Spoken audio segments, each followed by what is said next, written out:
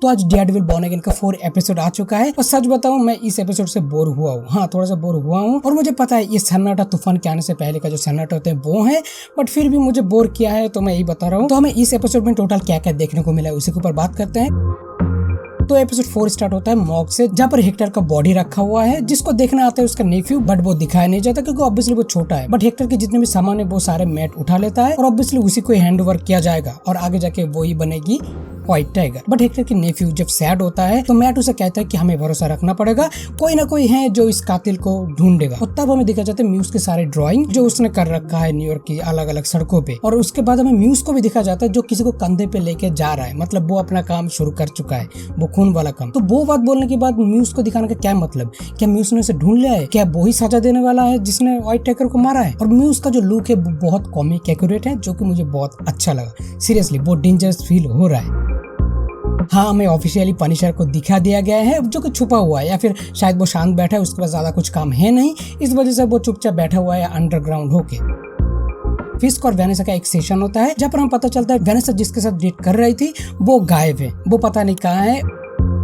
Mat एक case के चलते कोर्ट कस्टडी जाता है, उधर जाके वो ऑफिसर पावर से भी मिलता है और वो जानबूझ के हेक्टर का मर्डर का इल्जाम उस पर लगाता है, जिस वजह से वो बहुत गुस्सा हो जाता है। और ये चीज मैट इसीलिए करता है ताकि पता चले कि वो सच बोल रहा है फिर झूठ, और वो अपने सेंस से पता भी लगा लेता है कि इसने वो काम नहीं किया है। तो ये काम किया कौन है? और उस कोर्ट में और एक कैरेक्टर है जो मेरा ध्यान खींचा है जिसका नाम है सोफिया। लिटरली वो बहुत खूबसूरत है और यही सबसे बड़ा रीजन है मेरा ध्यान उस पर गया है। और दूसरा है मैट जब उससे बात करके जा रहा होता है तो वो ऐसी नजर से देखता है जैसे लगता है कि आगे जाके इनके बीच कुछ ना कुछ केमिस्ट्री हो सकता है। जिसके बाद मैंने थोड़ा सा गूगल किया, गूगल करने के बाद मुझे पता चला कि डेयरडेविल में एक सोफिया नाम का कैरेक्टर एग्जिस्ट तो करता है, बट उसे मार दिया जाता है डेविल का सूट पहना हुआ एक आदमी। और इस सीरीज में आगे जाके ऐसा कुछ होगा क्या नहीं वो तो आगे देखा जाएगा, बट हो सकता है एक रेफरेंस हो क्योंकि ये लेडविरिया से आते हैं। और लेडविरिया से अगर तुम्हें कुछ याद आ रहा है तो सही बात है, अगर तुमने मेरा डूम ओरिजिन वाला वीडियो देखा है तो तुम्हें याद आ रहा होगा। हाँ, डॉक्टर डूम वही से बिलोंग करता है, मतलब इस यूनिवर्स में लेडविरिया हैं तो हो सकता है डॉक्टर डूम भी हो।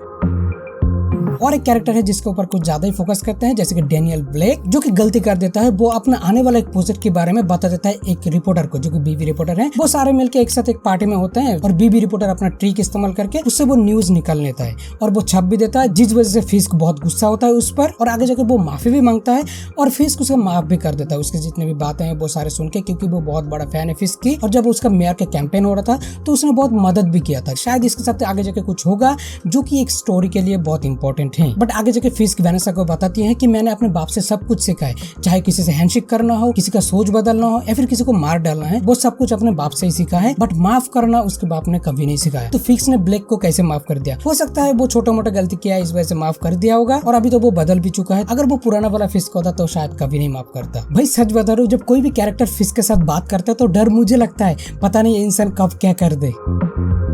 और हमें एडम के बारे में भी पता चल जाता है जिसका अफेयर था वेनेसा के साथ। फिस्क ने उसे बंद करके रखा है अंडरग्राउंड एक जेल में जो कि उसका खुद का बनाया हुआ जेल है। और एपिसोड के एंड में दिखाया जाता है कि म्यूज अपना एक बंदे को कंधे पे बिठा के जा रहा है जहाँ पर वो अपना सारे खून वून निकल रहा है। तो हाँ, वो भी अपना पूरी तरीके से काम में लग गए हैं।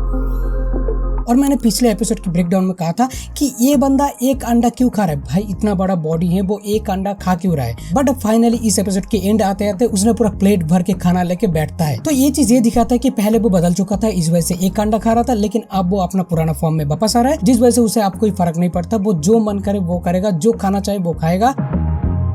और दूसरी तरफ मैट भी अपने दूसरे आइडेंटिटी से दूर रह नहीं पा रहा। वो क्या करता है, जहाँ पर उसका सूट रखा जाता है वो उधर जाकर अपना ब्लिक क्लब्स उठाता है और उठा के वो छत पे जाके प्रैक्टिस करने लगता है। मतलब जिस दिन का इंतजार हम लोग कर रहे थे वो दिन अब दूर नहीं है। मतलब फिस्क भी अपने पुराना फॉर्म में वापस आ चुका है और डेयरडेविल भी दूसरी तरफ अपना पुराना फॉर्म में वापस आने की तैयारी कर रहा है। तो हाँ, ये दोनों आगे जाकर ऑब्वियसली भिड़ेंगे और देखा जाएगा अगले जितने भी एपिसोड आएगा उसमें पता चल जाएंगे। और देखो मजा बहुत आने वाला है, सच में ऐसा लग रहा है जो टेंशन बिल्ड हो रहा है ना वो आगे जाके बॉम्ब फोड़ेगा, एकदम तूफान लाएगा चारों तरफ। तो मजा आएगा। तो देखा जाएगा आगे जाके क्या होता है क्या कुछ नहीं। तो अब तुम बताओ तुम्हें ये वीडियो कैसा लगा? अगर अच्छा लगे तो वीडियो को लाइक कर दो, मेरे चैनल को सब्सक्राइब करो, जो छोटा सा बेल आइकन है उसको भी दबाई देना। और अगर तुम्हें पहले वाले एपिसोड के ब्रेकडाउन देखना है तो ये वाला वीडियो चेक कर लेना, और अगर तुम्हें डूम के बारे में जानना है तो ये वाला वीडियो चेक कर लेना। तो अब हम लोग मिलेंगे ऐसे किसी और वीडियो के साथ ना। Bye bye, take care.